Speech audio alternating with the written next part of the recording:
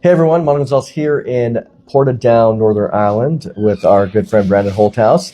And he's going to be speaking at our upcoming conference in Branson, Missouri, December 5th through 8th. If you haven't signed up for that yet, you can check out the prophecywatchers.com, go down to the banner, and we have over 1,200 people. It's going to be tremendously awesome there. Over 20 speakers, 44 messages.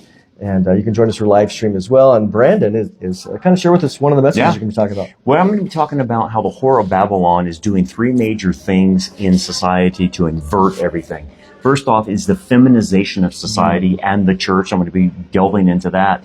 The second thing is inverting that which is unnatural to be the center stage. So taking that which is the hybrid of society and making that and placing that in the center of society. And then we're going to be talking about how she's using useful idiots to do her bidding, like in the church. And unfortunately, a lot of pastors have succumbed to her and are actually promoting her values instead of biblical values. So we're going to be talking about those three main areas.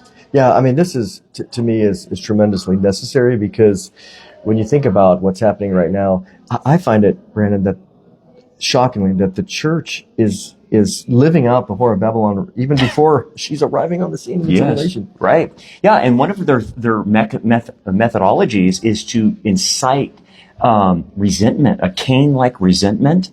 And you can see that when pastors are promoting critical race theory or they're promoting anti-Israel sentiment or things like that stoke up a resentment, like you're a victim and you need to rage against the system and the man, so to speak.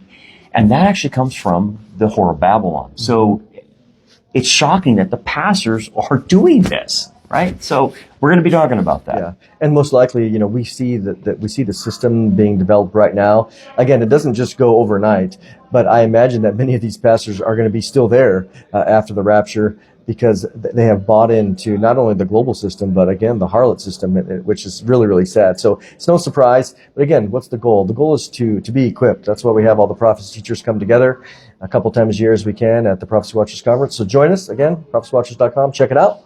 Thank you, Brandon. All right, man. We will see you in a couple weeks.